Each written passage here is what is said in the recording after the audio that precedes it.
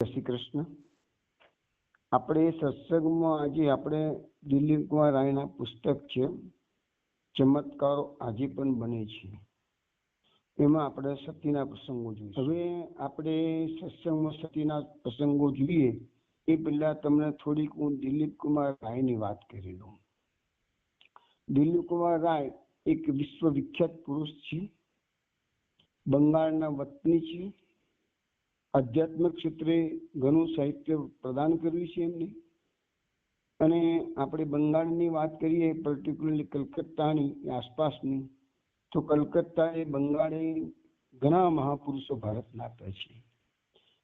આધ્યાત્મિક ક્ષેત્રે પણ મોટી મોટી વિભૂતિઓ જેના નામ તો બધા જાણીતા જ છે કે રામકૃષ્ણ પરમહંસ, સ્વામી વિવેકાનંદ, અરવિંદ ઘોષ, ઇસ્કોનના સ્થાપક પ્રભુપાદ અને આ દિલીપ કુમાર રાય, ચૈતન્ય મહાપ્રભુજી, આ બધા બંગાળના વતનીઓ અને મહાપુરુષો. હવે એ દિલીપ કુમાર રાય એમ કહે છે કે લગભગ બંગાળીમાં 40 જેટલા ગ્રંથો લખેલા છે. પરંતુ ગુજરાતની પ્રજાને જો એનો લાભ અપાયો હોય તો આપણા એના સાક્ષર છે રમણલાલ સોની. એ રમણલાલ સોની મૂળ મોડાસાના વતની હતા અને એમને પણ ઘણું સાહિત્યનું પ્રદાન ગુજરાતમાં કરેલું છે. અને એ અમારા લુણાવાડાની અંદર એસકે સ્કૂલના જ અમારા સ્ટુડન્ટ હતા. હું એમને મળેલો છું. અત્યારે આપણી વચ્ચે રમણલાલ સોની હવે નથી, થોડા વખત પહેલા પહોંચી ગયા. એ રમણલાલ સોનીએ પહેલાં પહેલું પુસ્તક ચમત્કારો આજે પણ બને છે એ ગુજરાતીમાં ટ્રાન્સલેશન કર્યું. કે બંગાળમાં એ પુસ્તકનું નામ હતું અઘટન આજો ઘટે. અઘટન આજો ઘટે. અઘટન એટલે જે ઘટવાનું નથી, એટલે બનવાનું નથી, તે આજો ઘટે એટલે આજે પણ બને છે. એટલે મીન્સ કે જે બની ના શકે તેવું આજે પણ બને છે. ઇંગ્લિશમાં એ પુસ્તકનું નામ છે મિરેકલ્સ ડુ સ્ટીલ હેપન. ચમત્કારો આજે પણ બને છે. પણ એની પહેલા ગુજરાતના બીજા સાક્ષર હતા નગીનદાસ પારેખ. એમને એમનું સાહિત્યમાં એક તીર્થ સલીલ એટલે એમંગ ધી ગ્રેટ નામનું એક પુસ્તક હતું, એનું ટ્રાન્સલેશન કરેલું. અને તીર્થ સલીલ આજે ગુજરાતમાં અવેલેબલ છે. અને આ બધું રાજકોટ વાળા પ્રવીણ પ્રકાશને બધું પ્રકાશિત કરેલા છે. એટલે અત્યારે ગુજરાતમાં દિલીપ કુમાર રાયના લગભગ 7 પુસ્તકો અવેલેબલ છે. એક તો આપણે જેની વાત અત્યારે કરી રહ્યા છીએ ચમત્કારો આજે પણ બને છે. ત્યાર પછી અનંતના યાત્રીઓ એટલે કે પિલગ્રિમ્સ ટુ ધી સ્ટાર્સ ઇંગ્લિશમાં કહે છે એને. પછી બંસી આજે પણ બને છે. ફ્લૂટ સ્ટીલ વાગે છે એમ કે ફ્લૂટ સ્ટીલ, એના માટે ઇંગ્લિશમાં શબ્દ છે ફ્લૂટ સ્ટીલ સ્કોલ્સ, એ વાક્ય છે એનું. પછી યોગ માર્ગના પ્રવાસી શ્રી કૃષ્ણ પ્રેમ. એ શ્રી કૃષ્ણ પ્રેમ એ રોનાલ્ડ નિક્સન, કેમ્બ્રિજના વિદ્યાર્થી, કેમ્બ્રિજમાં ભણેલા અને ફર્સ્ટ વર્લ્ડ વોર વખતે ફાઇટર પ્લેનના પાયલોટ હતા અને ટોટલી નાસ્તિક માણસ. અને એ જે અનુભવ થયો અને હિન્દુ યોગી સંન્યાસી બની ગયા, એનું નામ પડ્યું શ્રી કૃષ્ણ પ્રેમ. અને અલ્મોડાના આશ્રમમાં રહેતા હતા અને ભિક્ષા માંગીને નિર્વાહ કરતા. સાહેબ, રોમાંચક બધી કહાનીઓ, જે વાર્તાઓ, કથાઓ છે બધી, આ ભક્તોની કથાઓ આપણા દિલમાં પણ ઝંઝાવટ પેદા કરી દે એવી એ બધી કથાઓ છે. એનું પણ એક બીજું પુસ્તક હતું ઉત્તર વૃંદાવનના મહાયોગી. અને છેલ્લે પુસ્તક એમને બહાર પાડ્યું છે સુમિરન સુમન. એટલે આ દિલીપ, આ બધા પુસ્તકોનું જેટલા નામ બોલું છું એ બધા ગુજરાતીમાં 7 પુસ્તકો અવેલેબલ છે. બધા ઓરિજિનલી દિલીપ કુમાર રાયના લખેલા જ છે. મેં તમને થોડો દિલીપ કુમાર રાયનો પરિચય આપી દીધો, સાધારણ પરિચય આપ્યો છે. આ દિલીપ કુમાર રાયની એક શિષ્યા હતી, એનું નામ છે ઇન્દિરા દેવી. એ પણ મોટા ઘરાણાની, જન્મ પણ મોટા ઘરાણામાં થયો હતો અને લગ્ન પણ મોટા ઘરાણામાં થયું હતું. હવે આ શ્રીમંત કુટુંબની કન્યા અને શ્રીમંત કુટુંબની પત્ની હતી, પણ એને એવો વૈરાગ ઉત્પન્ન થઈ ગયો ને એને બધું છોડી ને દિલીપ કુમાર રાયનું શિષ્યત્વ સ્વીકારી લીધેલું છે. એની પણ આપણે બધી વાતો કરીશું. પછી મહાયોગી અરવિંદના શિષ્ય બનેલા દિલીપકુમાર રાય એ આપણા પ્રસંગમાં આવશે. જવાહરલાલ નહેરુએ ભારતને આઝાદી મળી પછી જવાહરલાલ નહેરુએ લગભગ 1952ની સાલમાં દિલીપકુમાર રાય અને ઇન્દિરા દેવીને વિશ્વના પ્રવાસે ભારત સરકારના ખર્ચે મોકલ્યા હતા કે જેથી ભારતીય સંસ્કૃતિનો પ્રચાર તમે કરો. કેમ તો દિલીપકુમાર રાય ભારતના અદ્વિતીય વિદ્વાન તો હતા જ, પણ એમનો એટલો સુંદર સુરીલો કંઠ ભગવાન આપેલો, કેમ કહેવાય છે કે he was a man of golden voice. એટલો સુરીલો કંઠ હતો અને સંસ્કૃત સંગીતની અંદર બહુ પારંગત હતા. એટલે આપણું શાસ્ત્રીય સંગીત ગણો કે વેસ્ટર્ન સંગીત ગણો કે કોઈ પણ દુનિયાના જે મોટા મોટા સારા સારા સંગીતો છે એ બધા સંગીતોમાં એમની માસ્ટરી હતી. અને એવો સુરીલો કંઠ ભગવાને આપેલો હતો, શ્રોતાઓ ડોલાઈ નાખતા હતા. હું તમને એક નાનકડો પ્રસંગ જ કહીશ તેમના કંઠ બાબતનો, કારણ કે આપણે સત્યની વાતમાં જઈશું ને પછી સીધા અંદર ઊંડા ઉતરવાનું છે. હું આ બધી વાતો એટલા માટે તમને કરી રહ્યો છું અત્યારે કે થોડી પૂર્વ ભૂમિકા તમને આપી દઉં કે આ વાતો કેટલી મહાન છે. જો તમે ધ્યાન દઈને સાંભળશો ને તો કદાચ તમારી આંખમાં આંસુ આવ્યા વગર નહીં જ રહે. એટલી સુંદર કથાઓ છે. ભક્તના હૃદયમાં કેવો વલોપાત સર્જાય છે, ભગવાન ભક્તોની કેવી કસોટી કરે છે અને કસોટીમાંથી પાર પણ ભગવાન કેવા ભક્તોને ઉગારે છે. એના બધા આ છેલ્લા 50-100 વર્ષની અંદર બનેલા આ બનાવોના વર્ણનો આપણે હવે બધા શ્રવણ કરીશું. મહેરબાની કરીને વૈષ્ણવને કહું છું કે એક પણ સત્ર તમે ચૂકશો નહીં. આજે લિંક તમારી જો તૂટી જશે, એક પણ સત્ર ચૂકશો તો લિંક તૂટી જશે અને એનો આનંદ જે આવવો જોઈએ પછી આનંદ નહીં આવે. બધા પાત્રો સાથે તમને હું પૂરેપૂરો પરિચય વારંવાર કરાવતો જ રહીશ, એટલે તમને પાત્રો એકદમ સમજણ પડી જાય કે નામ બોલું ઇન્દિરા દેવી તમને ખ્યાલ આવી જાય કે કોણ. પછી સતીમાં ઇન્દિરા દેવીમાં સતીની ઘૂસણખોરી ના થાય એટલા માટે તમને આટલો આગ્રહ કરીને કહું છું. બીજી વાત કે દિલીપકુમાર રાયનો સુરીલો કંઠ, એની એક નાનકડી વાત કરેલું કે જ્યારે મદન મોહન માલવીયજીએ કાશીમાં બનારસ હિન્દુ વિશ્વવિદ્યાલય BHUની સ્થાપના કરી તે વખતે આ દિલીપકુમાર રાયની ઉંમર હાર્ડલી 22-23 વર્ષની હતી અને એ પણ તગાડે આ ઉદઘાટન વખતે ગયેલા ના સ્થાપનાના ઉદઘાટનના કાર્યક્રમમાં. પણ મદન મોહન માલવીયજીને ખબર હતી કે દિલીપની પાસે ખૂબ સુરીલો કંઠ છે, એટલે એને સ્ટેજ પર આવીને કીધું તું એક ગમે તે ભજન ગા. કારણ કે એને ભારતભરમાંથી આમંત્રણો મળતા હતા ભજનો ગાવા માટે, પણ એમને કહ્યું છે જીવનમાં કે મેં કૃષ્ણ સિવાય કશું ગાયું નથી કોદાળું. કૃષ્ણની જ વાત, બીજી વાત જ નહીં. એમ એ દિલીપકુમાર રાય નો ત્યાં આગળ જયારે ગાવાનું કહ્યું ત્યારે એમને ત્યાં સ્ટેજ પર જઈને ગાયું કે દિલીપકુમાર રાય ત્યાં સ્ટેજ પર જઈને જે ભજન ગાયું, મીરાબાઈનું જાણીતું ભજન છે કે અત્યારે હું નામ ભૂલી ગયું છે ભજનનું કે હા ના હરી તો પ્રેમ દીવાના એ નહીં. બીજું હમણાં તમને કહું છું એ ભજન એટલું બધું સુંદર ગાયું હતું કે શ્રોતાઓમાંથી વંશ મોરના પુકારો થવા મળ્યા. એટલે દિલીપકુમાર રાય લખે છે કે એ જ ભજન મારે 3 વખત તો તગાડી સ્ટેજ પરથી ગાવું પડ્યું હતું કે છે હરી મેં તો પ્રેમ દીવાની ના એને હા મને ચાકર રાખોજી, મને ચાકર રાખોજી, ગિરધારી લાલા મને ચાકર, એ ભજન એમને ગાયું હતું. હવે આ વાત બની ગઈ. પછી એક દિવસ પ્રબુદ્ધ બ્રહ્મચારીનું એક પુસ્તક હું વાંચતો હતો તો પ્રબુદ્ધ બ્રહ્મચારીએ પણ આ બનારસ હિન્દુ વિશ્વવિદ્યાલયના ઉદઘાટનના પ્રસંગને એમના ડિસ્કશનમાં યાદ કરેલો. અને એ વખતે એમને એવું લખ્યું પુસ્તકમાં કે ઉદઘાટન વખતે કાર્યક્રમ તો બહુ સુંદર હતો કે છે, પણ એક બંગાળી યુવક 22-23 વર્ષથી એમનો છોકરો આવ્યો હતો અને સ્ટેજ પર રહી અને એને કે મને ચાકર રાખોજી ગાયું હતું અને ઓડિયન્સમાં શ્રોતાઓનો પોકાર થયો હતો કે વન્સ મોર 3 વખત એ છોકરા પાસે બધાએ ભજન ગવડાવ્યું હતું કે આટલા બધા હજારોની મેદનીની વચ્ચે કે છે એ ભજનની ટ્યુન કે છે આજે બી મારા કાનોમાં ગુંજ્યા કરે છે. એ યુવકનું નામ હું ભૂલી ગયો છું કે છે, એટલે હું પુસ્તકમાં લખતો નથી કે છે, પણ મને ખૂબ યાદ આવે છે એ યુવકનો ચહેરો અને એનું ભજન કે છે.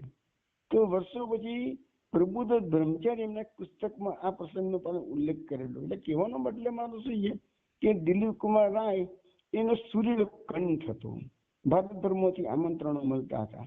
હવે રમણલાલ સોનીએ એના વિશે જે પ્રસ્તાવના થોડીક લખી છે એ આપણે જોઈ લઈએ, પછી આપણે સીધા જ શક્તિના પાત્રમાં ઊંડા ઉતરીશું. બરાબર છે?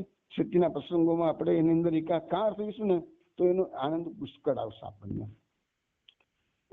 હવે હું જે વાત કરું છું એ રમણલાલ સોનીના શબ્દોમાં છે. શ્રી દિલીપ કુમાર રાય વિશ્વવિખ્યાત પુરુષ છે. તેઓ બંગાળના પ્રસિદ્ધ નાટ્યકાર, એટલે તો બંગાળની અંદર એક મોટા સાહિત્યકાર થઈ ગયા. એમનું નામ છે દ્વિજેન્દ્રલાલ રાય અને એના પુત્ર થાય. અને દિલીપ કુમાર રાયના એક નાના હતા, એટલે કે એના માતાના પિતા, એનું નામ હતું ડોક્ટર પ્રતાપચંદ્ર મજમુદાર. એ જમાનાની અંદર એક કેન્સરના ડોક્ટર હતા કલકત્તામાં. અને રામકૃષ્ણ પરમહંસને જયારે પાછી અવસ્થામાં ગળાનું કેન્સર થયું હતું તેની ટ્રીટમેન્ટ આ પ્રતાપચંદ્ર મજમુદારે એટલે કે દિલીપ કુમાર રાયના નાના એ કરી હતી. તો આ દિલીપ કુમાર રાય કલા સાહિત્યના નવયુગના અગ્રણી તરીકે અને ભક્તિ યુગ ગીતોના ભાવગાયી ગ્રાહક તરીકે ભારતભરમાં તેમને ખ્યાતિ મેળવી હતી. હવે આ દિલીપ રાયના મિત્ર મંડળમાં કોણ કોણ હતું તો લખ્યું છે નેતાજી સુભાષચંદ્ર બોઝ એમના સાધ્ય હતા, સાધ્ય બનતા હતા. એટલું જ નહીં, વિલાયત પણ યુકેમાં કેમ્બ્રિજ યુનિવર્સિટીમાં સ્ટડી કરવા પણ સાથે બંને ગયેલા કહે ચોગાડે. પછી મહાત્મા ગાંધી સાથે એમની મુલાકાતો થયેલી, રવિન્દ્રનાથ ટાગોર સાથે અનેક મુલાકાતો થઈ ગઈ. યુરોપના મહામનીષી રોમા રોલા, બર્ટ્રાન્ડ રસેલ, મહાયોગી રમન મહર્ષિ, આનંદ આશ્રમ વાળા સ્વામી રામદાસ, પછી આ મેં થોડી વાર પહેલા કીધું એ પ્રમાણે શ્રી કૃષ્ણ પ્રેમ એટલે કે જે ઓરિજિનલ નામ રોનાલ્ડ નિક્સન, પછી જવાહરલાલ નહેરુ, મદન મોહન માલવીયાજી પંડિત, મૌલાના અબુલ કલામ આઝાદ, આ બધા સાથે એમના નિકેતના સંબંધો હતા. અને મહાયોગી શ્રી અરવિંદ તો એમના ગુરુ હતા. દિલીપ કુમાર રાયે 40 જેટલા ગ્રંથો બંગાળીમાં લખ્યા છે. અંગ્રેજીમાં પણ ઘણા ગ્રંથોનો અનુવાદ થયેલો છે. એમની દેશ વિદેશમાં એમની ખ્યાતિ ફેલાયેલી હતી.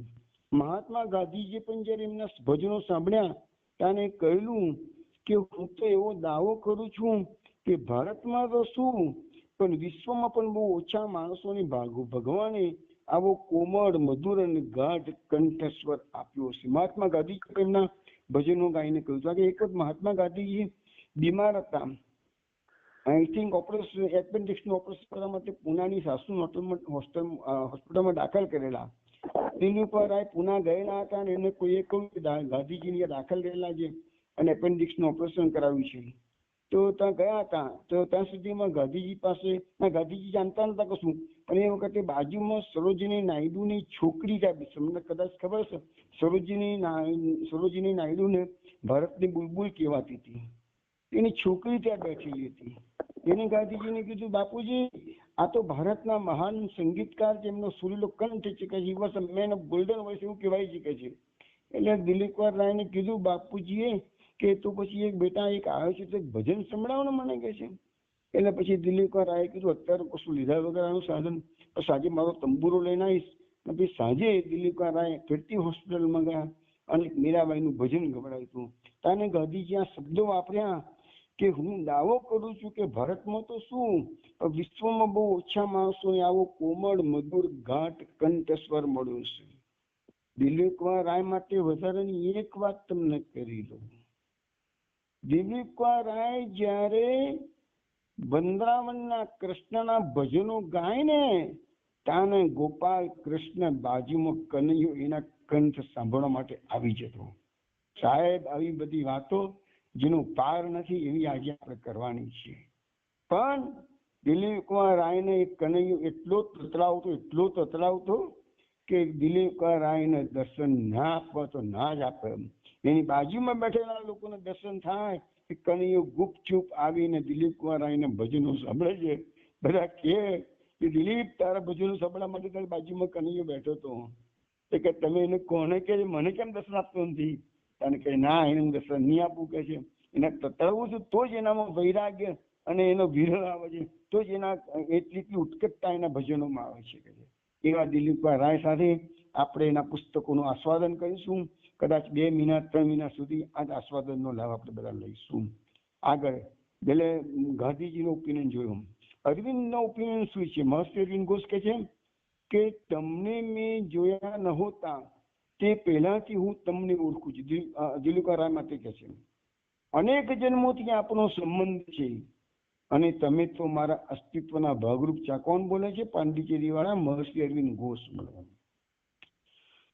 દિલીપ કુમાર રાયે ઈસવીસન 1928માં 31 વર્ષની ભર યુવાન વયે બધું જ છોડીને પાંડિચેરીમાં ગુરુચરણે જઈને બેઠા હતા. વિચાર કરો, 31 વર્ષની ભર યુવાને એમને લગ્ન કર્યા જ નતા અને એના પિતાનો પોતાની મિલકતના વારસ એકમાં બહેનો હતી એમની, પણ જે પ્રોપર્ટી એમની પાસે હતી એ બધી વેચી કરીને સંપૂર્ણપણે બધા જ પૈસા લઈ પાંડિચેરીમાં અરવિંદના ચરણમાં સમર્પણ કરી દીધું. પોતાની જાતનું સમર્પણ કર્યું, પોતાની બધી. એ કહેતા કે હું મરું તાને ભિક્ષુ તરીકે મરવું જોઈએ, મારું બેંક બેલેન્સ હું મરું તાને 0 હોવું જોઈએ કે છે. સાહેબ, શું ભક્તોની વાતો છે, તમે સાંભળો તો ખરા વૈષ્ણવો. આવા ભક્તો સાથે આપણે આજે એકાકાર થઈ જઈશું. પછી પાંડિચેરીમાં ગુરુચરણે જઈને બેઠા પર અરવિંદ 1950માં મહાસમાધિ લીધી. પછી દિલીપા રાયથી પાંડિચેરીમાં રહી શકાયું નહીં. હવે તો બધું દ્રવ્ય તેમને સંપૂર્ણપણે ગુરુના ચરણોમાં ભેટ કરી દીધું હતું. તો પછી એ ઇન્દિરાને લઈ અને પછી પુનામાં હરિકૃષ્ણ મંદિર નામનો આશ્રમ બનાવે છે. એ આશ્રમમાં હું અનેક વાર જઈ આવ્યો છું કે છે. અને એમની જે શિષ્યા છે ઇન્દિરા દેવી, એ ઇન્દિરા દેવીની પણ આપણે ખૂબ ખૂબ વાતો કરીશું. એ ઇન્દિરા દેવીના મેં પ્રત્યક્ષ દર્શન કરેલા છે. દિલીપ કુમાર રાયનો જન્મ 1857માં થયેલો અને 1980માં એમની સમાધિ. 1980 આજથી લગભગ 40 વર્ષ પહેલાની વાત છે. આજકાલની જ વાત કહી શકાય. મેં તમને કહું, આજે પ્રસંગો હું તમને બધા કહું છું એ છેલ્લા 50-100 વર્ષમાં બનેલા છે. એટલે એમની જે શિષ્યા ઇન્દિરા દેવી છે એનું મૂળ નામ છે જનક કુમારી મલ્હોત્રા. એનો જન્મ પંજાબમાં એક સુખી સમૃદ્ધ કુટુંબમાં થયો હતો. પરંતુ આ ઇન્દિરા દેવીમાં બાળપણમાંથી જ વૈરાગ્ય વૃત્તિ જાગૃત હતી. એટલે હું ઘણી વાર મારા સત્સંગમાં કહું છું કે ભક્તિનો પુત્ર જ્ઞાન અને વૈરાગ્ય છે. ભક્તિને બોલાવશો તો જ્ઞાન ને વૈરાગ આવશે જ. અને જો તમારા વૈરાગ્ય પ્રદીપ્ત ના થાય તો માની લેજો કે તમે સાચી ભક્તિ છે જ નહીં. સાચી ભક્તિ હોય તો વૈરાગ્ય આવે જ. અને મહાપ્રભુજીનું ઓલું વાક્ય હું વારંવાર યાદ કરું છું કે ભગવત ધર્મ સામર્થ્યાત વિરાગો વિશેષ છે. ભક્તિ ધર્મ ભગવત ધર્મના સામર્થ્યથી વિષયોમાં વૈરાગ આવી જ જાય. અને વિષયોમાં વૈરાગ ના આવે અને સંસારનું આકર્ષણ જો રહેતું હોય તો માની લેજો કે આપણામાં હજુ ઘણી કચાશ છે. તો દિલીપ કુમાર રાયને એમને આ ઇન્દિરા દેવીએ ગુરુ માન્યા હતા. દિલીપ કુમાર રાય કોઈના ગુરુ થવા તૈયાર હતા નહીં. ઈસવીસન 1949માં શ્રી દિલીપ કુમારની જોડે શ્રી અરવિંદ આશ્રમમાં રહ્યા હતા ઇન્દિરા દેવી. અને દિલીપ કુમાર રાય દ્વારા શ્રી અરવિંદ તથા શ્રી માતાજીના સંપર્કમાં ઇન્દિરા દેવી આવ્યા હતા. પછીથી ઇન્દિરા દેવીને સમાધિના અનુભવ થવા લાગ્યા. અને તે જ વર્ષના ડિસેમ્બરમાં તેઓ તેમના પતિના ત્યાં જબલપુરમાં હતા. તે દિવસે તેમની તબિયત બધી જેટલી બગડતી હતી, છેવટે પથારીવશ થઈ ગયા. ત્યારે તેમને તેમના ગુરુ શ્રી દિલીપ કુમારને આશીર્વાદ માટે લખ્યું. જવાબમાં શ્રી દિલીપ કુમારે લખ્યું કે તમે શ્રી અરવિંદને ગુરુ કરો. તેઓ મહાયોગી છે, શક્તિશાળી છે. એમના આશીર્વાદથી તમે સાજા થઈ જશો. આનો અર્થ ઇન્દિરા દેવી એવો કર્યો કે દિલીપ કુમાર મને શિષ્યા તરીકે સ્વીકારતા નથી. તેમને બહુ આઘાત લાગ્યો. એમની હાલત ખૂબ બગડી. આ ખબર મળતા શ્રી દિલીપ કુમારને પસ્તાવો થયો. તેમને શ્રી અરવિંદ ઘોષને આ જણાવ્યું. મહર્ષિ અરવિંદ ઘોષે તેમને ઠપકો આપ્યું કે દિલીપ ત્યાં ઠીક ન કર્યું. તું જ ઇન્દિરાનો ગુરુ છે, હું નથી. માટે અત્યારે તું જબલપુર જા, મારા આશીર્વાદ તારી સાથે છે. દિલીપ કુમાર જબલપુર ગયા. ઇન્દિરા દેવીની હાલત એવી ખરાબ હતી કે ડોક્ટરોએ હાથ ધોઈ નાખ્યા હતા. એમને બચવાની આશા હતી નહીં. પણ શ્રી દિલીપ કુમાર રાય લખે છે કે અરવિંદના આશીર્વાદ એક કામ કર્યું. ઇન્દિરા દેવી સાજા થઈ ગયા. શ્રી દિલીપ કુમાર રાય કહે છે કે ઇન્દિરા દેવીના આગમન પછી મને જીવનમાં આધ્યાત્મિક ચમત્કારો જોવા મળે છે. શ્રી દિલીપ કુમારના ભજનો સાંભળી ઇન્દિરા દેવી એવા ભાવાવેશમાં આવી જતા કે સમાધિમાં સ્થિર થઈ જતા. કોઈ વાર કલાકો સુધી આ સમાધિમાં સ્થિર રહેલા, જાણે પથ્થરની પ્રતિમા ના હોય. શ્રી અરવિંદ ઘોષ ઇન્દિરાની સમાધિને વિકલ્પ સમાધિ કહે છે. મીરાબાઈ સાથે તેઓ વાતચીત કરે છે. મીરાબાઈના ઘણા ભજનો કંઠ પરંપરા ગવાતા આવ્યા છે. એવી રીતે ગવાતા તેમાં નાના મોટા ફેરફારો થતા આવ્યા છે. તે ફેરફારો મીરાબાઈ ઇન્દ્રાદેવીને બતાવે છે અને શુદ્ધ ભજન શું છે તે ઇન્દ્રાદેવીને મીરાબાઈ ગાઈને બતાવે છે. સમાધિમાંથી જાગ્યા પછી ઇન્દ્રાદેવી આ ભજનો સસરાટ બોલી જાય છે. શ્રી દિલીપ કુમાર રાય તે લખી લે છે. આ રીતે મીરાબાઈના અસંખ્ય ભજનો તેમને પ્રસિદ્ધ કરે છે. ઇન્દ્રાદેવીની માતૃભાષા હિન્દી નથી. હાઈસ્કૂલમાં તેઓ ઉર્દુ ભણેલા અને કોલેજમાં તેઓ ફારસી ભણેલા. તેથી કેટલીક વાર મીરાબાઈના ભજનો તેઓ ઉતરાવે ત્યારે તેમાં કેટલાક શબ્દોના અર્થથી તેઓ અજાણ હોય છે. આ વિશે શ્રી અરવિંદે કહ્યું છે કે મીરાબાઈ ઇન્દિરા દેવી સાથે સતત કામ કરે છે અને ઇન્દિરા દ્વારા મીરાએ આ ગીતો લખ્યા છે. શ્રી અરવિંદ જેવા સત્ય પ્રતિજ્ઞ મહાયોગી જેનું સમર્થન કરે છે એ વાત પર શંકા કરવાનું કોઈ કારણ રહેતું નથી. ઇન્દિરા દેવીને બંગાળના એક સંતે ભક્તિ માં એવું ઉપનામ આપેલું છે. ઇન્દિરા દેવીને ઉર્દુ, ફારસી અને અંગ્રેજી કવિતાનો શોખ હતો, પરંતુ દીક્ષા લેતા પહેલા તેમને કદી કવિતાની એક લીટી સુદ્ધા લખેલી નહીં. શ્રી અરવિંદ આશ્રમમાં આવ્યા પછી ધીરે ધીરે તેમને સમાધિ દશાનો અનુભવ થતો ગયો અને એકાએક તેમની કવિતાઓ લખાવા મળી અને 1.5 વર્ષમાં તો તેમને 200 જેટલા ગીતો ભજનો લખી દીધા. પોતાના અનુભવ પ્રસિદ્ધ કરવાની ઇન્દિરા દેવી ના કહે છે, નહીં તો ગ્રંથોના ગ્રંથો ભરાય એટલા તો ઇન્દિરા દેવીના અનુભવો છે. મેં આપને દિલીપ કુમાર રાય, ઇન્દિરા દેવી આની થોડી ટૂંકી વાતો કરી દીધી છે. હવે આજે આપણે જે શરૂઆત કરીએ છીએ આ ખાસ ગ્રંથની અંદર, એમાં પહેલું હું આપને પરિચય કરાવું છું સતીનો. હવે સતીના સમજવા માટે, એના પ્રસંગો માટે સૌથી પહેલા આપણે પહોંચીએ છીએ આસામમાં ગુવાહાટી શહેરમાં. ગુવાહાટી શહેર, હું તમને ગુવાહાટી શહેરની વાત કરી રહ્યો છું. ત્યાં સતીના પિતાનું નામ છે રામપદ બાગચી, એનું માતાનું નામ છે મહામાયા. જો ભક્તોનો જન્મ કેવા ઘરોમાં થાય છે. સૂચનામ શ્રીમતામ ગેહે યોગ ભ્રષ્ટે બીજા ગીતાનું ભગવાનનું 6થા અધ્યાયનું વાક્ય છે ને, એ તમને વારંવાર યાદ કરાવું છું કે શ્રીમંત અને પવિત્ર કુટુંબોમાં અથવા તો બુદ્ધિમાન યોગ્યના કુટુંબમાં યોગ ભ્રષ્ટ આત્માઓનો જન્મ થાય. યોગ ભ્રષ્ટ એટલે ઉત્તમ આત્માઓ જેની સાધના અધૂરી રહી છે એવા. હવે અહીંયા સતીના પિતાનું નામ રામપદ બાગચી. આસામમાં ચાનો ધંધો કરીને ખૂબ કમાયા હતા. નસીબદાર માણસ હતો. અરે મુઠ્ઠીમાં ધૂળ લે ને તો પણ સોનું થઈ જાય એવો તો નસીબદાર, નસીબનો બળિયો. વિલાયત જઈ પાક્કા સાહેબ બનીને આવેલા હતા અને વિલાયતી ઠાઠમાઠથી રહેતા પણ આવડતું હતું. ફક્કડ બાગ બંગલો હતો, સ્વિમિંગ પુલ સાથે નહીં જમાનામાં, આજથી 70-80 વર્ષ પહેલાની વાતો છે બધી. આ ઘરમાં નોકર ચાકર દાસ દાસીનું તો આખું લશ્કર હતું. એટલા બધા નોકર ચાકર હતા. એમની પત્ની એટલે મહામાયા નામ હતું, પણ રૂપવતી પત્ની હતી. મિત્રો દોસ્તારો પણ ઘણા હતા રામપદ બાગચી પાસે. ગોરા અને એ જ્યારે તો અંગ્રેજીનું રાજ ચાલતું હતું એટલે ગોરા અને દેશી અફસરોમાં એમનું માનપાન બહુ હતું. જાહેર સમારંભમાં સૌ કોઈ એમને બોલાવતું, કારણ કે બહુ પૈસા પાત્ર માણસ હતો.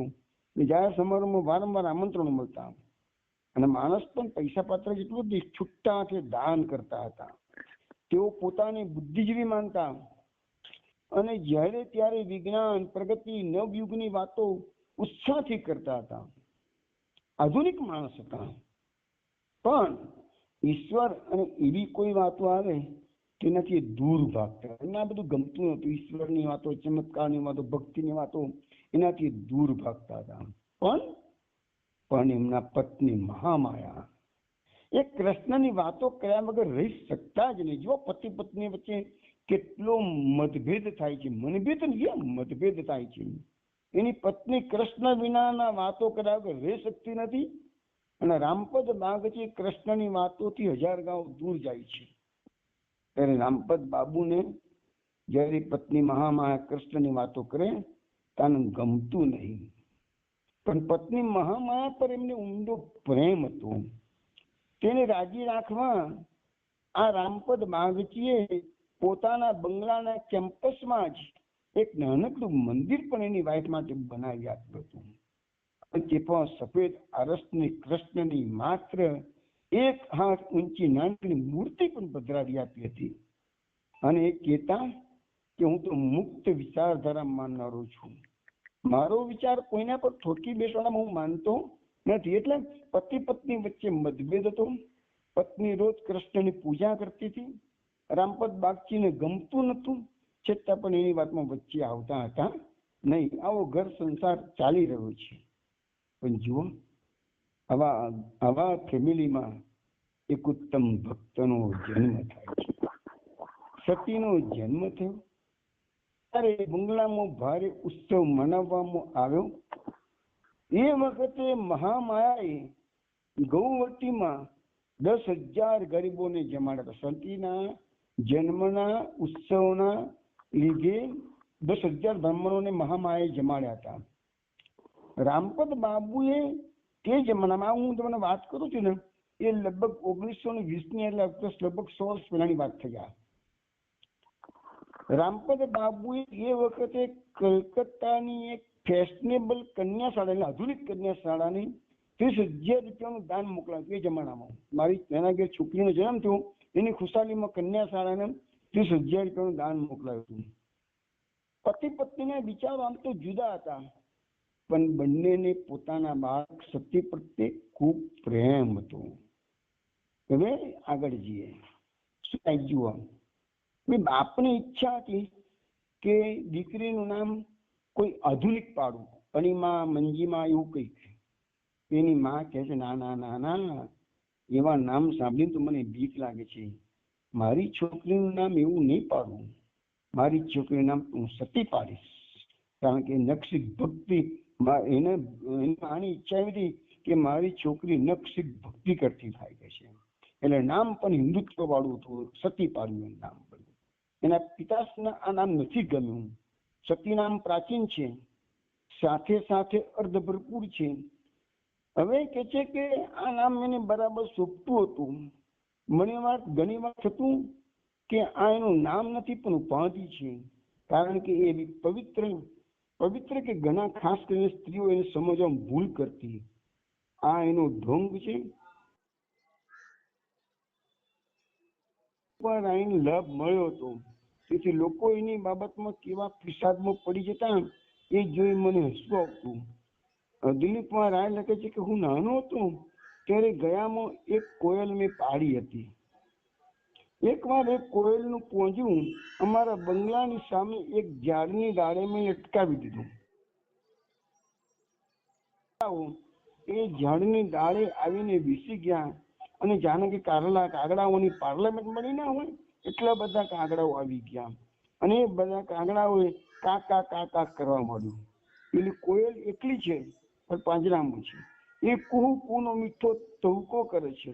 કારણ કાગડાઓ કાકાનો કર્કશ અવાજ કરે છે. એટલે કે છે કે કાગડાઓનું કહેવાનું એવું છે કે કોયલ દેખાય છે તો આપણા જેવી કે છે, પણ એને બોલતા આવડે છે ખરું કે છે. હું કેમ કરું છું તું અમારા જેવું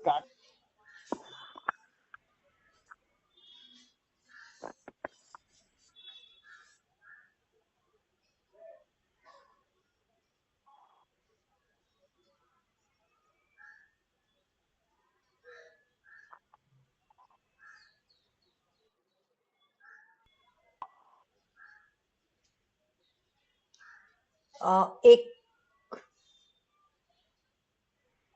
હોલ્ડ કરજો. નારાયણભાઈ નો કપાઈ ગયો છે. એક મિનિટ.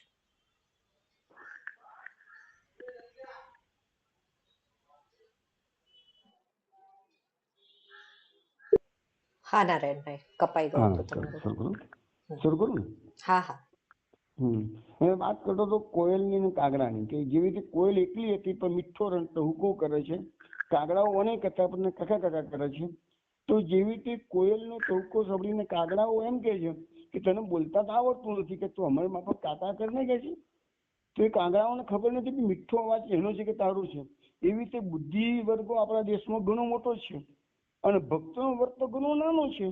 એટલે પેલો બુદ્ધિજીવી વર્ગ છે એ ભક્તોની ટીકાઓ કરે કે તને બોલતા જ નહીં આવડતું કે છે, અને ભક્તો કે છે એ ભજનો ગાય છે. બુદ્ધિજીવી વર્ગ છે એ સાયન્સના વિજ્ઞાનના વખાણ કરે છે અને ભક્ત જે કૃષ્ણના વખાણ કરે છે. તો એ કાગડાની અને કોયલની ઉપમા આપવામાં આવેલી છે.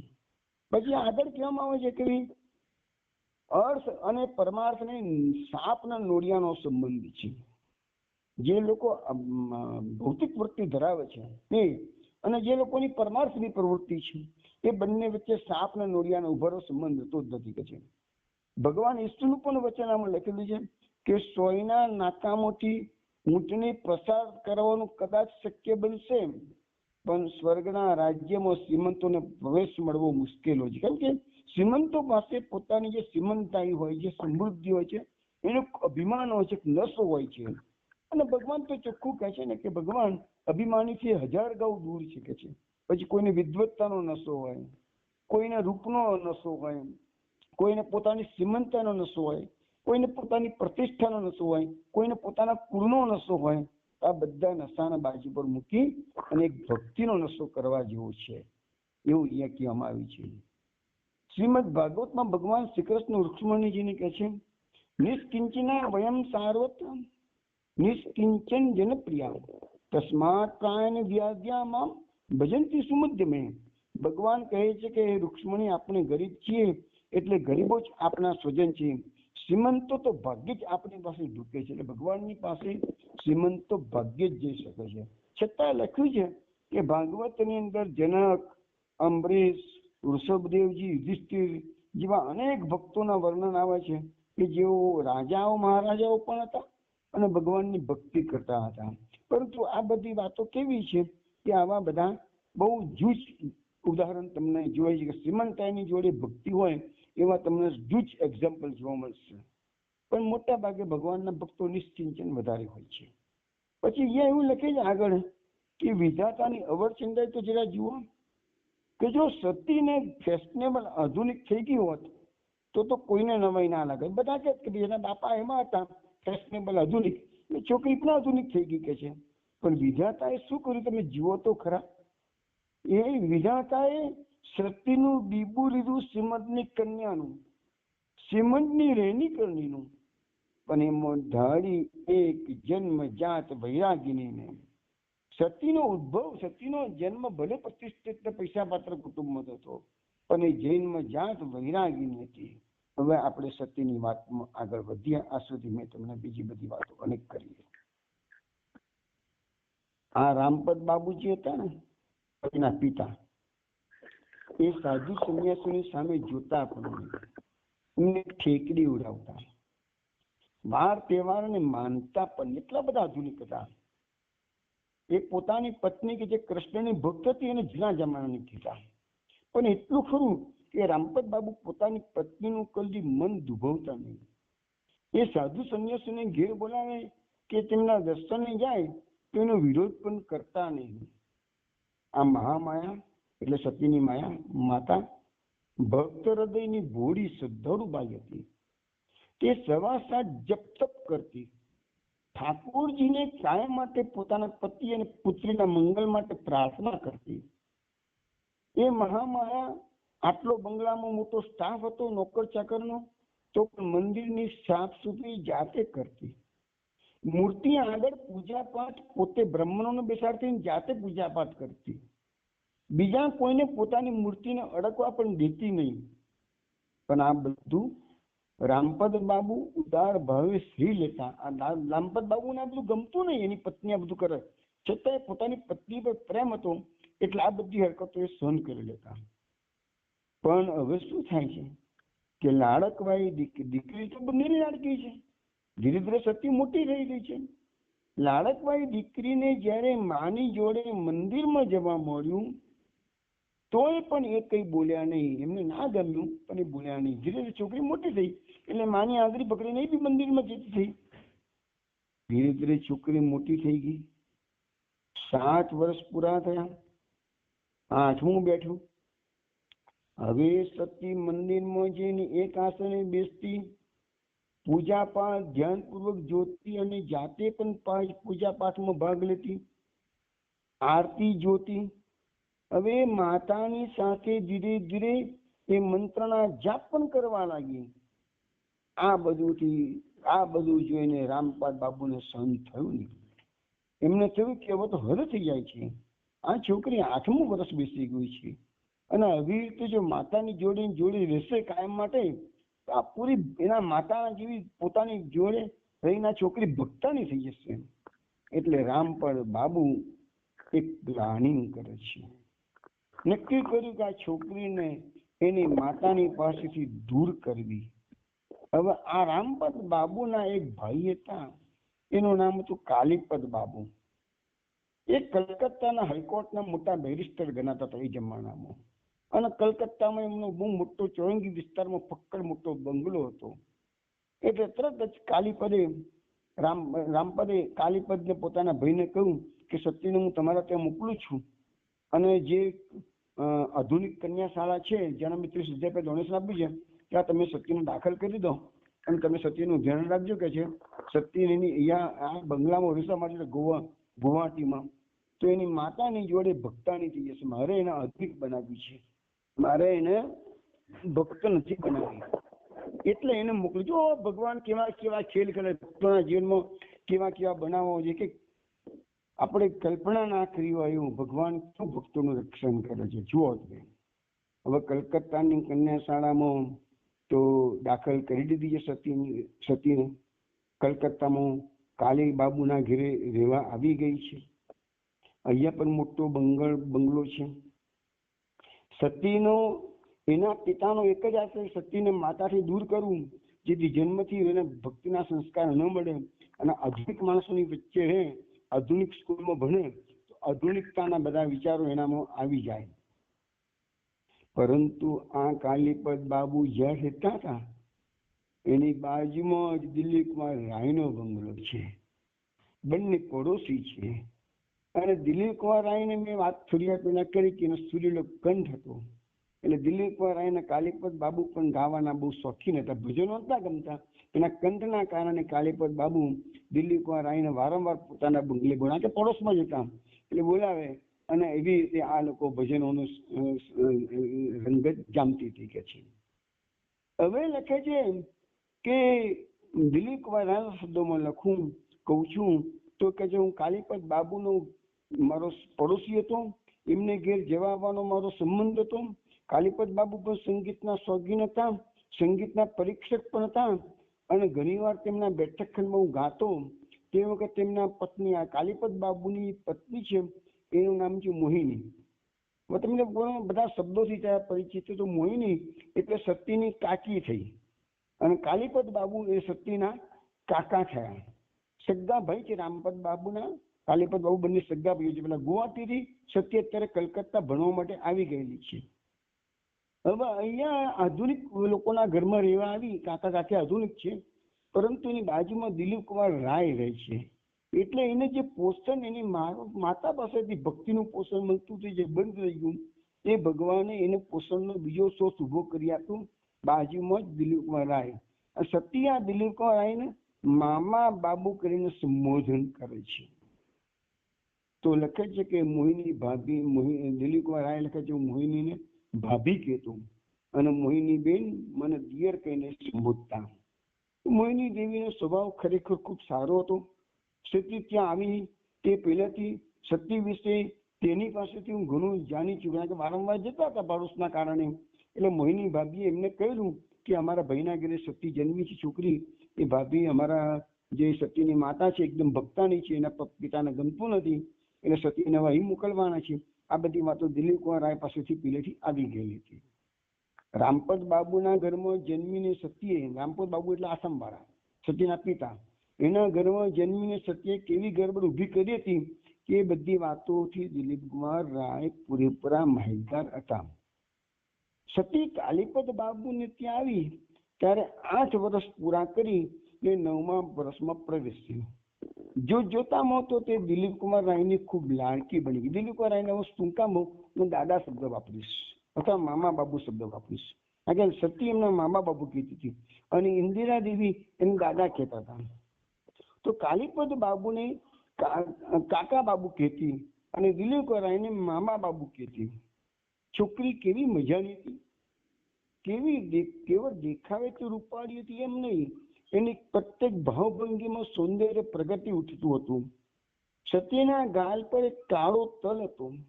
એ હસતી ત્યારે એના ગાલમાં એ તલ આગળ ખંજન પડતા. એ જો કોઈ જડ જેવો હોય ને તો પણ વિધાતાની કારીગરી પર આફરીત પોકાર્યા વગર ન રહે. એના શરીરનો વાન બરાબર કાશ્મીરી છોકરી જેવું હતું. શ્વેત અને લાલનો અજબ મેળ બેઠેલો હતો. બીજી પણ એક વાત કહેવી છે કે રૂપ ગમે તેટલું હોય પણ જો તે પ્રકાશિત કરી લેવાની બુદ્ધિ ન હોય તો એનાથી મન ભરાતું નથી. સતીમાં ભગવાને ભરપૂર તીક્ષ્ણ બુદ્ધિ શક્તિ આપી હતી. પિતા પાસેથી સતીને બુદ્ધિ મળી હતી અને માતા પાસેથી સતીને રૂપ મળ્યું હતું. તો અહીંયા રૂપનો અને બુદ્ધિનો બંનેનો સુભળ સંમેળ બેઠેલો છે. હવે દિલીપ કુમાર રાય લખે, જ્યારે મારા ઘરમાં દોડતી સતી આવી જતી ત્યારે કોઈ વાર હું એકાંતમાં ગાતો હું તો શાંતિથી એક ખૂણે બેસી એ મારા ગીતો ભજનો સાંભળ્યા કરતી હતી. પરંતુ જ્યારે હું કૃષ્ણ કીર્તન કે શ્યામ સંગીત ગાતો હું ત્યારે તો પૂરેપૂરી ભાવમગ્ન બની જતી. કોઈ વાર તો હું એ જોઈને આભો બની જતો ને મનમાં કઈ કલ્પના કરતો કે ખરેખર શું આમ તન્મય થઈને આવા બધા ભાવગીતો સાંભળતી હશે. પરંતુ ધીરે ધીરે મને સત્ય સમજાવતું જતું હતું. ન સમજાય કેમ બને. એ કોઈ સાધારણ છોકરી નહોતી. ફાવે ત્યારે નિસંકોચપણે મારા ઘરમાં આવતી અને કોઈને કોઈ ચોપડી લઈને એક ખૂણામાં બેસી જઈને વાંચવા બેસી જતી. એ કઈ ચોપડી વાંચતી હતી ખબર છે તમને? કહેતી એ કોઈ નાટક, નોવેલ કે વાર્તાઓ નથી વાંચતી. એ તો ભાગવત, રામાયણ, ભક્તમાલ, ચૈતન્ય ચૈત્રામૃત, રામ કથામૃત આ બે વિચાર કરો સાહેબ. આ નાની 90 વર્ષની છોકરીઓ, 9 વર્ષની છોકરી છે અને આવા બધા પુસ્તકો દિલીપ રાયના ઘેર જઈને વાંચવા બેસીએ છે. અને એ તો એટલું જ નહીં કે છે, દિલીપ રાય લખે છે, કોઈ વાર તો હું જોતો તો બાપરે આ છોકરી આવડી નાની વિષ્ણુ પુરાણ, અધ્યાત્મ રામાયણ જેવી ભાગવત લઈને તલ્લીન થઈને વાંચતી હોય. હું આભો બનીને વિચાર કરતો, અરે આવડી અમથી છોકરી આવી ચોપડીઓમાં શું સમજતી હશે? ખરેખર એમાં એને રસ પડતો હશે, પરંતુ સમજે કે ના સમજે એમાં એને કઈક રસ પડતો તો એ વાત નક્કી. એનું મોં જોઈને હું એ વાતની ખાતરી કરી લેતો. હવે તો 2-3 વર્ષમાં એ 11-12 વર્ષની થઈ ગઈ. એ મને પ્રશ્નો પૂછતી થઈ ગઈ, ખાસ કરીને રામકૃષ્ણ કથામૃત વિશે કહે. હવે આ છોકરી રામકૃષ્ણ દિલીપ રાયને મામા બાપુ કહી સંબોધન કરે છે અને પ્રશ્નો કરે છે. મામા બાપુ, પરમહંસ દેવે માં કાલીના નજરો નજર દર્શન કર્યા એ વાત શું તમે માનો છો? તો દાદાએ કીધું, શું તું નથી માનતી? ના સતી કહે છે, ના એવું તો નહીં, પણ એ બનાવી કાઢીને લખ્યું તો નહીં હોય ને કે છે. ઘણા પંડા પુરોહિતોને મેં એ રીતે બનાવી કાઢીને બોલતા જોયા છે, અથવા તો સાંભળેલી વાતને એવી રીતે કહે કે જાણે સાંભળી ના લાગે ને જેમ નજરે જોઈ ના હોય. હું ચમકી ગયો. મામા બાબુ કે છે બરાબર જાણે મારા બાળપણની જ વાત આવી. મીઠાશથી મેં કહ્યું, તું કહે છે ખરું, પણ શ્રી મને મેં નજરે જોયા છે. મને એટલે મ એટલે એમ એટલે શું છે? હવે આ તને થોડી વાત કરેલું, સાઈડમાં વાત કરેલું કે મ એટલે કે મહેન્દ્રનાથ ગુપ્ત, રામકૃષ્ણ પરમહંસના જે મુખ્ય શિષ્યો થઈ ગયા એમાંના આ ગ્રસ્ત શિષ્ય હતા. અને એ વખતે જયારે આ વાત હું કરી રહ્યો છું તે વખતે મહેન્દ્રનાથ ગુપ્ત કલકત્તામાં ઈશ્વરચંદ્ર વિદ્યાસાગરની સ્કૂલમાં પ્રિન્સિપલ તરીકે નોકરી કરતા હતા, આચાર્ય તરીકે. અને એ વખતે એમની ઉંમર 29 વર્ષની હતી. અને એમને જયારે સાંભળ્યું રામકૃષ્ણ પરમહંસ, તો કોઈ કહે છે બહુ ગાંડો માણસ છે, અને કોઈ કહે છે ના એને માતા કાલી માતા હાજરા હજુ છે, કોઈ એને મહાન ભક્ત કહે છે, અને કોઈ એને ગાંડો કહે છે. તો ક્યુરિયોસિટીથી, ખાલી જિજ્ઞાસાથી આ મહેન્દ્રનાથ ગુપ્ત રામકૃષ્ણ પરમહંસને એક રવિવારે રજાના દિવસે મળવા ગયા છે. અને એ નાસ્તિક માણસ હતા મહેન્દ્રગુપ્ત. એ ખાલી જિજ્ઞાસા વૃત્તિથી ગયા હતા, પણ એનું પરિવર્તન થયું. નાસ્તિકમાંથી એ પહેલી જ મુલાકાતમાં એ ભક્ત બની ગયા. અને પછી એમને ઘેર આવી દર રવિવારે કે રજાના દિવસે એ રામકૃષ્ણ પરમહંસ પાસે જાય, એના ચરણોમાં બેસે. ત્યાં એને જે કંઈ બી બન્યું, કોણ આવ્યું છે, શું પ્રશ્ન, શું જવાબ મળે છે, એ બધું ઘેર આવીને પોતાની ડાયરીમાં લખી લેતા. તો મહેન્દ્રગુપ્તની જે ડાયરી હતી, વર્ષો સુધી લખાયેલી ડાયરી, અને એ જ પાછળથી શ્રી રામકૃષ્ણ કથામૃત તરીકે પ્રસિદ્ધ થઈ. ઇંગ્લિશમાં એને ગોસ્પેલ ઓફ શ્રી રામકૃષ્ણ કહે છે. અને બંગાળમાં આજે પણ ઘેર ઘેર લોકો એનું વાંચન કરે છે અને ગીતા જેટલું જ મહત્વ આપે છે. પણ એને મહેન્દ્રગુપ્ત એવો શબ્દ કોઈ જગ્યાએ વાપરો નથી. એને ફક્ત લખનારનું નામ મ લખ્યું છે, એમ લખ્યું છે. તો એ મની વાત અહીંયા કરે છે. દિલીપ રાય સતીને સમજાવે છે કે મેં મને નજરે જોયા છે, એટલે મહેન્દ્રગુપ્તને નજરે જોયા છે. તેઓ રોજ પરમહંસની વાત લખી રાખતા. આજે પણ એ ડાયરીઓ મોજૂદ છે. વળી શ્રી મ સત્યવાદી હતા, પરમ ભક્ત હતા, મહાપુરુષ હતા. કદી પણ તેમના મોંમાંથી એક જૂઠો શબ્દ પણ નીકળી શકે જ નહીં. જો આજે જીવતા હોત બેટા, તો હું તને એની પાસે લઈ જાત, તને જોઈને એ કહેવા તો ખુશ થઈ જાત, પરંતુ એ છોકરી તું થોડી મોડી જન્મી, એ તારી ભૂલ થઈ ગઈ છે કે છે. જો હું તને મહેન્દ્રગુપ્તની પાસે લઈ જાત. રાય આ છોકરીને સતીને કહે છે કે કલકત્તાની પેલી આધુનિક કન્યા શાળામાં ભણતી હતી.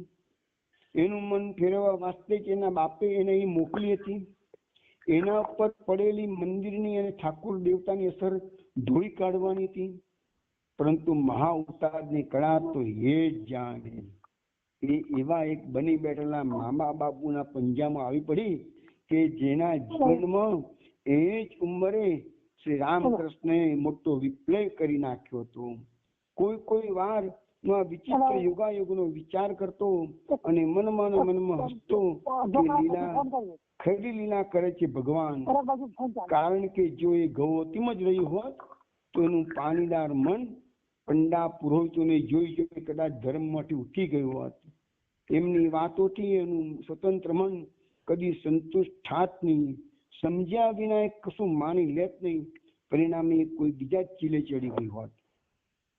બીજી તરફ નવાઈની વાત એ હતી કે શાળાની છોકરીઓની સાથે પણ એ છોકરી ભળતી નહીં. છોકરીઓ મજાક મસ્કરી કરે હશે, એમાં કદી છોકરી જોડાતી નહીં. ઉલટું એનાથી એના હૃદયને આઘાત લાગતો. એથી એવી ત્રાસી જતી કે શાળામાં જેવી છૂટે એને ઘેરે આવે તો સીધી મામા બાબુના ઘરમાં દોડી જતી અને ત્યારે જે હાસ અનુભવતી. કોઈ વાર તો એ જેની તેની સાથે માન્યામાં ન આવે એવી ચર્ચામાં ઉતરી પડતી. ભય કે સંકોચનું એનામાં નામ નિશાન નહોતું. જે મનમાં આવે તે બોલી નાખતી. આ છોકરી નિશાળમાં લોકપ્રિય નહોતી. એક દાખલો આપું. એક દિવસ દિલીપ રાય કે છે મારી પાસે દોડતી આવીને બોલી, મામા બાબુ તમે ઓળખો છો મારા અમારા હેડ મિસ્ટ્રેસ છે મિસ બોસ કે છે. હા તો શું થયું બેટા? મને તો કઈ ગમતા નથી એ કે છે. તો મેં કીધું કે બેટા શું તારે એની સાથે જમી ગઈ છે કે છે. એ છોકરીના મોં પર સ્કેલેટ હતું. એના લાલ ગાલ વધારે લાલ થઈ ગયા હતા. એ બોલી, મામા બાબુ એ હેડ મિસ્ટ્રેસ તો મારી સાથે એની ટીચર હતી, હેડ હતી ટીચરોની. મારી સાથે કઈ ઝઘડો તો થયો નથી, પણ કોઈ સૂટબૂટ વાળા જાડા સાહેબની જોડે એ ઠઠ્ઠા મસ્કરી કરતા હતા. અને કહે કે ઠઠ્ઠા મસ્કરી કરતા કહે છે કે આપણા દેશના લોકો કેવા ખુશ સંસ્કારી થઈ ગયા છે, આખો વખત બસ ભગવાન ભગવાન ભગવાન. અને સતી કહે છે મામા બાબુ મારાથી તો રહેવાયું નહીં. મેં તો એને મારી હેડને કહી દીધું આમાં કુસંસ્કાર ક્યાં આવ્યા. ઠાકુર રામકૃષ્ણે નજરો નજર ભગવાનના દર્શન કર્યા હતા. ત્યારે મિસ બોસ તિરસ્કારમાં છનકો કરીને કહે છે નોનસેન્સ, ભગવાનને નજરો નજર જોવાની બધી વાત ખોટી. તો સતી કહે છે મેં કહ્યું કે મિસ બોસ તમે આ કેવી વાત કરો છો? જે લોકોએ નજરો નજર જોયું તેની વાત ખોટી અને જેમને જોયું નથી તેની વાત સાચી. તો મિસ બોસ ભવા ચડાવીને મને કહે છે તું આવી બધી બાબતમાં શું સમજે છોકરી? આવી ઉદ્ધતાની તું વાત કરું છું? તારા બાપાએ મને શું લખ્યું છે ખબર છે? તારા બાપાએ લખીને મોકલ્યું છે કે છોકરીને ખૂબ સરસ અંગ્રેજી એજ્યુકેશન આપજો, જેથી બિલકુલ મોડર્ન થઈ જાય. આવા બધા જૂના જમાનાના વહેમો આ નવા યુગમાં નહીં ચાલે. તેથી તને કહું છોકરી, તું હવે આવી બધી ખોટી ખોટી દંતકથાઓ સાંભળવાને બદલે ડાઈ થઈ જા, સેન્સિબલ થા, નહીં તો તારું ભવિષ્ય બગડી જશે. હવે એ વખતે સતી મેટ્રિકના વર્ગમાં ભણતી હતી. ઉંમર 14 વર્ષની હશે. અંગ્રેજી સતી ઠીક ઠીક શીખી ગઈ હતી, તેથી અંગ્રેજી શબ્દોની કચુંબર બરાબર સમજતી હતી. માત્ર અંગ્રેજી જ નહીં, ઇતિહાસ, ભૂગોળ, કોઈ પણ વિષયમાં તે પાછળ નહોતી. એ દરેક પરીક્ષામાં પહેલી આવતી. એનામાં તો જાણે પાળેલા સસલા હોય એમ એની પાસે ચાલ્યા હતા. મિસ બોસ વગેરે, એની હેડ મિસ્ટ્રેસ વગેરે પણ એની બાબતમાં ઠીક ઠીક મુસીબતમાં પડી ગયા. એ સહેજે સમજી શકાતી વાત છે. દિલીપ વાળાએ લખે છે કે હું કોઈ વખત જ્ઞાનનું ભજનનું આમંત્રણ મળતા એટલે અનેક શહેરોમાં ફરવા નીકળી પડતો કે છે. અને કઈ શહેરોમાં ફરીને પાછો ઘરે આવતો તો કોઈ વાર 2-3 મહિના મારા પ્રવાસમાં જતા રહેતા. અને મારી ગિરાજી પછી આવીને જોતો તો મને સત્યનો વિકાસ સ્પષ્ટ મારી નજરે પડતો. જોતામાં એના મોંના ભાવ તો બદલાઈ ગયા. બાલિકા અવસ્થા અને કિશોરી અવસ્થાના સંધિકાળમાં આવું થાય છે, પણ એની વાતચીતમાં અજબ ચિંતનશીલતા ફૂટી નીકળતી દેખાતી. મોટા ભાગનો વખત એ એકલી જ હોય. ન જાય નાટક સિનેમા જોવા, ન જાય કોઈ સભા સમિતિમાં, ન જાય કોઈ પાર્ટી પિકનિકમાં, ન જાય રમવા. સ્કૂલમાંથી આવીને પાછી ચોપડીઓ લઈને બેસી જાય. એની કોઈ સખી ના મળે, કોઈ સૈયર ના મળે, એનું કોઈ બોયફ્રેન્ડ ના મળે. આમાં કાલીપદ બાબુ તો બહુ પ્રતિષ્ઠિત માણસ હતા. એમના ઘેર તો ઘણા યુવાનો આવતા હતા અને આ સતીનું રૂપ જોઈને ઘણા યુવાનો આકર્ષાતા હતા. પરંતુ સતીની પાસે ઢૂકવાની હિંમત કોઈ કરી શકે જ નહીં. આ છોકરી આગના ભડકા જેવી હતી. જરા નજીક આવવાનું કોઈ છોકરો હિંમત કરે તો એટલામાં તો એ છોકરો સતીનો તાપ ખમી શકતો જ નહીં. બધા પાછા હટી જતા. મોહિની ભાભી ઘણી વાર એને ધમકાવતા કે બેટા, આખો દિવસ તું ઘરમાં શું ભરાઈ રહી છે? ત્યારે એ છોકરી કહેતી એની કાકીને કે માં, કાકી, આ લોકો આખો વખત નાટક, સિનેમા અને નટનટીઓની વાતો કરે છે, પછી મેચોની વાતો કરે છે. મને એ બધું નથી ગમતું, શું કરું પછી કે છે. તો એનો એકમાત્ર સમદુખ્યો સાથી દિલીપ કુમાર રાય કહે છે હું હતો. એની વેદના સમજદાર હું એકલો જ હું જ હતો કે છે. એ છોકરીને બિચારી કશું નાટકમાં ના ગમે, સિનેમા ના ગમે, કોઈ ટીકા ટિપ્પણ ના ગમે, હસવું ના ગમે, ખાલી બસ શાસ્ત્રોની વાતો, ભક્તોની વાતો સાંભળી ગમે. એટલે મામા બાપુ સિવાય એને બીજો કોઈ સહારો હતો જ નહીં. મામા બાપુ ગમી ગયા હતા. મોહિની દેવી કોઈ વાર હસીને કહેતા, એ શું કહે છે જાણો છો દિયરજી? કહે છે કે કલકત્તામાં સાચો મનુષ્ય આ એક મારા મામા બાપુ જ છે. કેટલું જાણે છે, છતાં કેવા શ્રદ્ધાળુ છે. હું દિલીપ રાય હું સાંભળીને આભો બની હતો.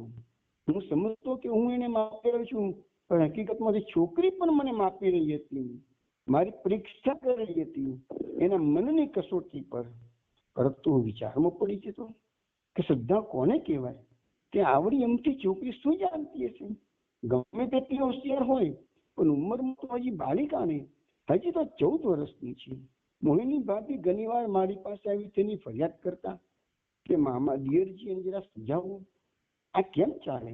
આખો વખત આમ ચોપડીમાં મોં ગાલીને બેસી રહે, કેમ ચાલે? નહીં વાતચીત, નહીં રમવા કૂદવાનું, નહીં હસવા મળવાનું, આ કેમ ચાલે? હું મનમાં હસતો ને કહેતો, એ કેવી ચોપડીઓ વાંચે છે એ ભાભી તમને શું ખબર હોય કે છે. એ જે વાંચે છે એ ધર્મની ચોપડીઓ, તત્વજ્ઞાનની ચોપડીઓ.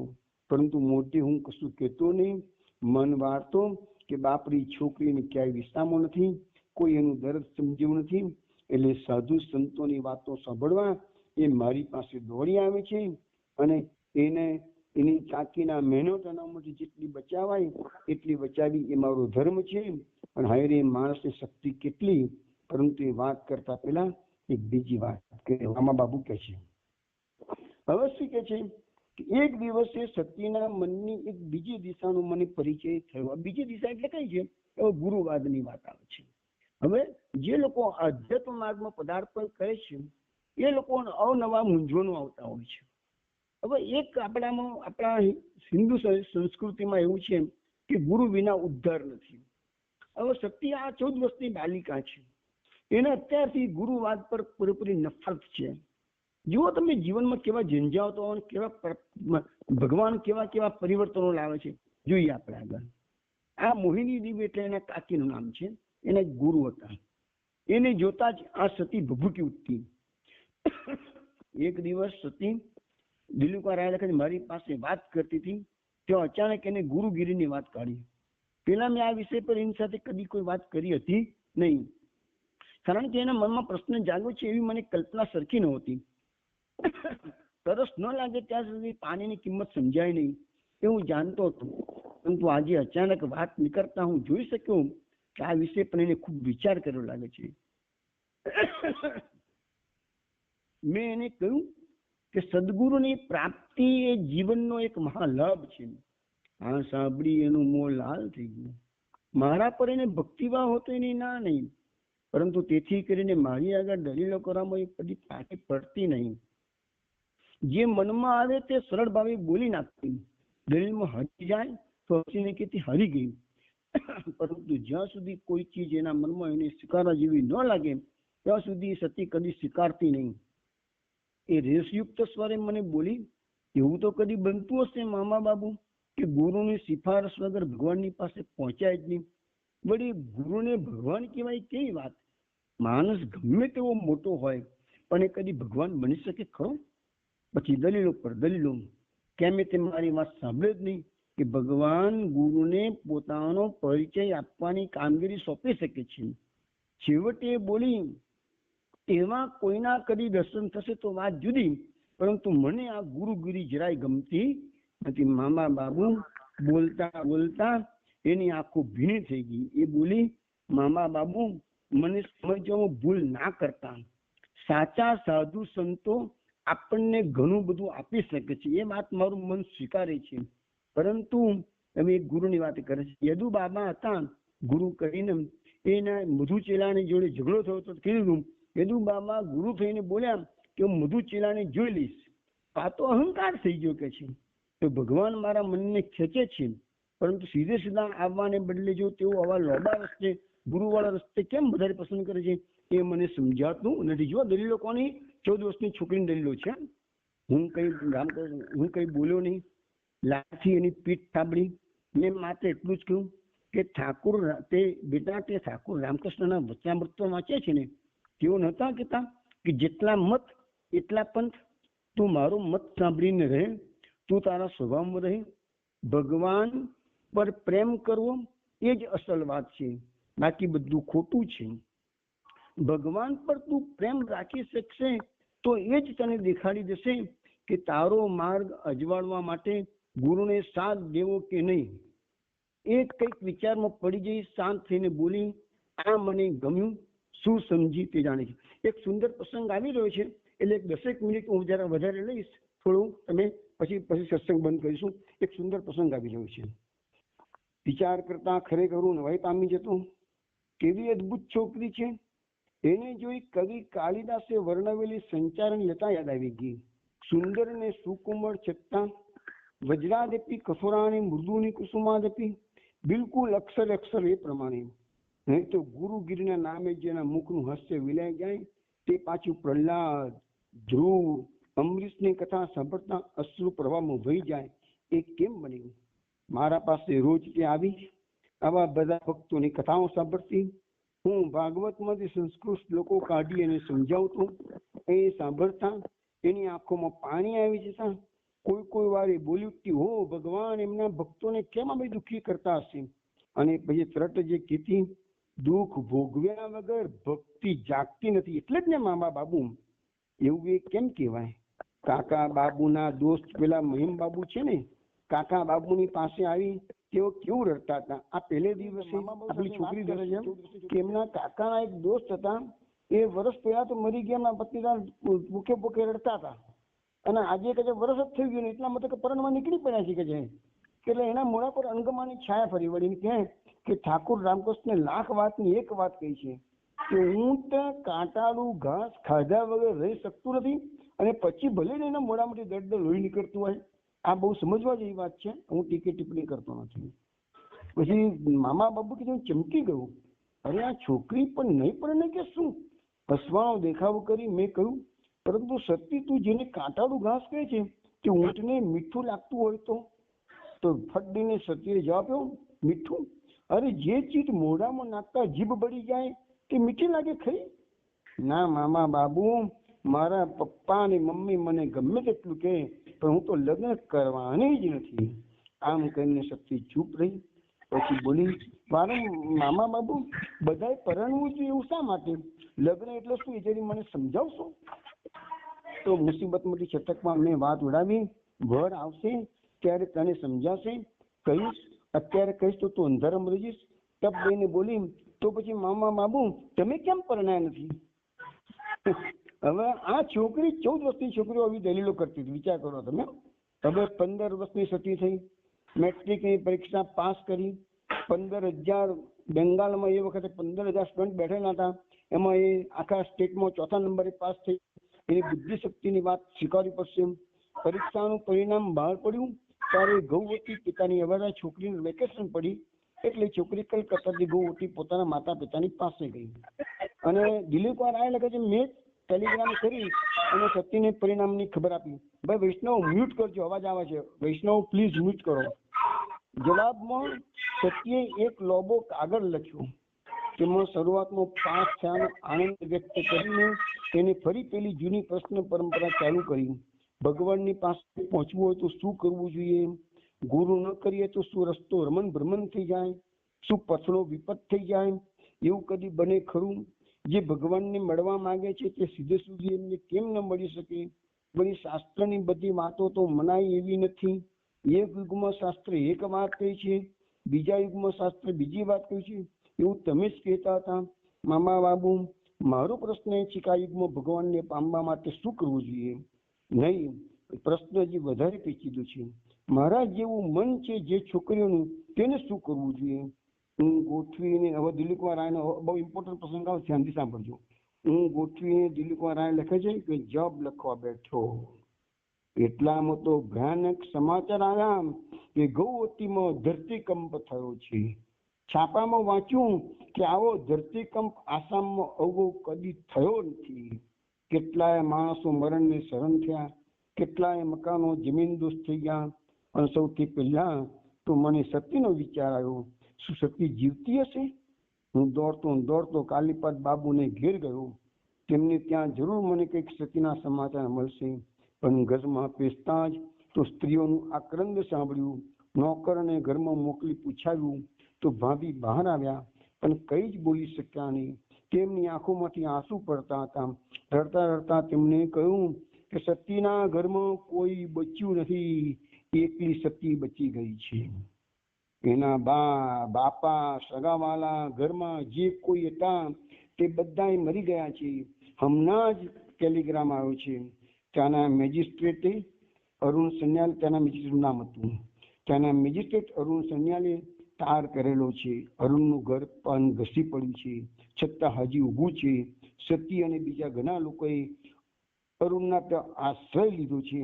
એટલામાં કાલીપદ બાબુ આવ્યા. તેમને કહ્યું કે મારું માથું ભમે છે. બોલતા બોલતા જમીન પર ઢગલો થઈને પડી ગયા. હું તરત ડોક્ટરને બોલાવવા ગયો. ડોક્ટરે આવીને તપાસ કરી કીધું વિવાહ જેવું કઈ નથી, આરામ લેવો પડશે. હવે ભાભીએ મને આજીજી કરી કે ભાઈ હવે તમારા પર જ મારો આધાર છે, તમે આજે ને આજે સતીને તેડવા માટે જાઓ. ટ્રેનમાં તો ભીડનો પાર નથી, એટલી રોકરકડ ચાલે છે. કોઈના મા બાપ મરી ગયા, કોઈના સ્ત્રી પુત્ર મરી ગયા, કોઈના ભાઈ બહેન મરી ગયા. એ દુઃખનું વર્ણન થાય તેમ નથી. ડબ્બામાં જગા મળવી મુશ્કેલ છે. જેમ તેમ કરીને એક ડબ્બામાં બેઠું અને એક ખૂણામાં ભરે બેઠું. મન વિષાદથી ભરાઈ ગયું હતું. તો એ મનમાં એટલો દિલાસો હતો કે સચ્ચી બચી ગઈ હતી. ભગવાનને મેં મનમાં પ્રણામ કર્યા. પાંડુ ઘાટે પહોંચી સ્ટીમરમાં નદી પાર કરી હું ગુવાહાટી પહોંચ્યો. જોઈને સ્તબ્ધ થઈ ગયો. આ પેલા નાના મોટા ધરતીકંપો મેં જોયા હતા, પરંતુ નટરાજના તાંડવ નૃત્યના આવા સ્વરૂપની તો હું કદી કલ્પના પણ કરી શક્યો નહોતો. ચારે તરફ ખાડા પડી ગયા હતા. ઠેક ઠેકાણે જમીનની અંદરથી કાળું પાણી નીકળીને તળાવ જેવું બની ગયું હતું. અહીં તે ધૂળ ભીની હતી. રસ્તા ઉપર ગાડી ચાલી શકે તેમ હતું નહીં. એક પણ પુલ સલામત હતો નહીં. ચારે તરફ ધસી પડેલા મકાનોના ઢગલા હતા. જાણે કોઈ વિરાટ દિત્યે મહાકાય હથોડો લઈને મકાનોનો ભાગી ટીપીને ભંગાર કરી નાખ્યો એવું લાગ્યું. બે બાજુએ લશ્કર અને પોલીસના માણસો ઢગલા ખસેડીને મરેલા ગાય વાછરડા ચગડાઈને રોટલો થઈ ગયેલા કે અધમુઓ થયેલા અપંગ સ્ત્રી પુરુષો અને બાળકોને બહાર કાઢતા હતા. આંખે ના જોયું હોય તો આની કલ્પના પણ ના થઈ શકી એવું કમકમાટી ભરેલું અને દિલ ધડકાવનારું આ દ્રશ્ય હતું. 2 દિવસ પહેલા તો એક પક્કડ બગીચો હતો. છોકરા છોકરીઓ કિલ્લોલ કરી રમતા હતા. વટે માર્ગો નિશ્ચિત મને ગાતો જતો હતો. હલરડો સાંભળતા સાંભળતા બાળકો માના ખોળામાં નિરાંતે ઊંઘી ગયા હતા. આનંદમાં તૌકતી આ સુંદર નગરી. અને શું થઈ ગયું? મેજિસ્ટ્રેટ અરુણ સન્યાલ મજાનો યુવાન હતો. મારો તેને ભાલથી સત્કાર કર્યો. તેનું ઘર કોણ જાણે કેવી રીતે બચી ગયું. સતી મને જતા જ વળગી પડી. જે રડી છે. સતી બોલી, મામા બાબુ બાપા નથી, મારી માં નથી. મામા બાબુ હવે મારું કોઈ નથી તમારા સિવાય. સતીને લઈને હું તે જ દિવસે કલકત્તા જેવા પાછો ફર્યો. ટ્રેનમાં એને મને બધી વાત કરી. બધી વાત કહેવાનો ત્યારે સમય નથી. માત્ર એક અદભુત સ્વપ્નની વાત હું કહું, જેના પ્રતાપે એ સતી બચી ગઈ હતી. એના શબ્દોમાં હું કહું છું, સતીના શબ્દોમાં બોલું છું. સતી બોલી, પરમ દિવસે રાતે એક ભયાનક સ્વપ્ન જોઈ મારી ઊંઘ ઉડી ગઈ. સ્વપ્નમાં મેં જોયું તો ચારે દિશાઓ કાંપે છે, ઘર અવાજ થાય છે. અને તેની સાથે આજુબાજુના મકાનો જાણે ગંજી પાનાના બનેલા હોય એમ જમીનદોસ્ત થઈ ગયેલા મેં સ્વપ્નમાં જોયા. મારી ઊંઘ ઉડી ગઈ. હું ભયભીત બની ગઈ. હું સ્વભાવે બીક જ નથી મામા બાબુ, પણ છતાંય મને થયું કે હું દોડીને ઘરની બહાર નીકળી જાઉં. કેમ એવું થયું એ હું કહી શકતી નથી. હા, યાદ આવે છે, કોઈ અવાજ મારા કાનમાં કહેતો હતો, હમણાં ને હમણાં તું બહાર નીકળી જા, હમણાં ને મને બહાર બજારમાં જતી રહે. તો પણ ચોક્કસપણે કહી શકતી નથી કે ખરેખર કોઈનો અવાજ સાંભળ્યો કે મારા મનમાં ભ્રમણા થઈ, તો મને ખબર નથી. મેં તરત જ મારા પપ્પા મમ્મીને જગાડવા તેમના બારણા પર હાથ પછાડ્યા. હું પાડી, ઓ મમ્મી, ઓ પપ્પા, ઝટ પર બહાર નીકળી જાઓ, મોડું ન કરો.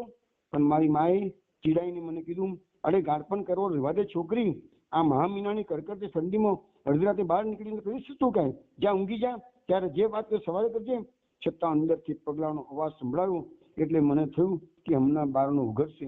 પરંતુ હું ત્યાં ઊભી રહી શકી નહીં, કારણ કે ઊભી રહી નહીં. કોઈએ મને એટલામાં ધક્કો માર્યો.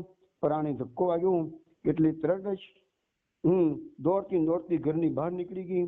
અને બહાર આવીને હું અમારા ટેનિસ કોર્ટમાં ઊભી રહી અને ત્યાં જઈને જોઉં છું તો ધરતીની છાતી ચીરીને જાણે કોઈ મહાભયંકર આર્તનાદ સંભળાયો. સાથે સાથે ચંદ્રમાના જ્વાળામાં જોઉં છું તો માત્ર અમારું મકાન નહીં, તો સામેનું અમારું નાનકડું મંદિર પણ લોલકની પેઠે ડોલવા લાગ્યું છે. અને હાલતા હાલતા ગર્જના હું આભી બની ગઈ. મારા પગ નીચે ધરતી કાંપતી હતી. જોતામાં અમારું મકાન ભયાનક અવાજ કરીને ધરાશાયી થઈ ગયું. સાથે ચારે તરફ ચીસ કૂતરા હાવ કરવા લાગ્યા. ગાય વાછરડું ભાભરવા લાગ્યા. કેટલી જાતના અવાજો એક સાથે થતા હતા. હું ઊભી છું. માથું જાણે ખાલી થઈ ગયું. કંઈ પણ વિચાર કરી શકતી નથી. એવામાં જોઉં છું કે અમારા કેમ્પસમાં આવેલું મંદિરનું શિખર મારા પગ આગળ ધડામ કરતું પડ્યું. અમારા ગ્રહ દેવતાને લઈને. અને નવાઈની વાત છે કે મૂર્તિને જરી સરખો ઘસરકો પણ લાગ્યો નતો. આસપાસનો મખમલનો પડદો મીટાડી અને તે કૃષ્ણ અક્ષરદેહ જમીન પર મારી પાસે સૂતેલા હતા. તો અહીંયા એવું લખે છે આગળ પ્રસંગોમાં આપણે નેક્સ્ટ પ્રસંગમાં જોઈશું. એવું લખે છે કે આખી દુનિયાને શરણાગતિ આપનારો કૃષ્ણ આજે મારી શરણમાં, મારા ચરણમાં એને પડેલો હતો કે છે. આવા સુંદર વાક્યો સત્ય લખેલા છે. આ પ્રસંગ તો હજુ બી સુંદર છે, પણ હવે આપણો સત્સંગનો સમય પૂરો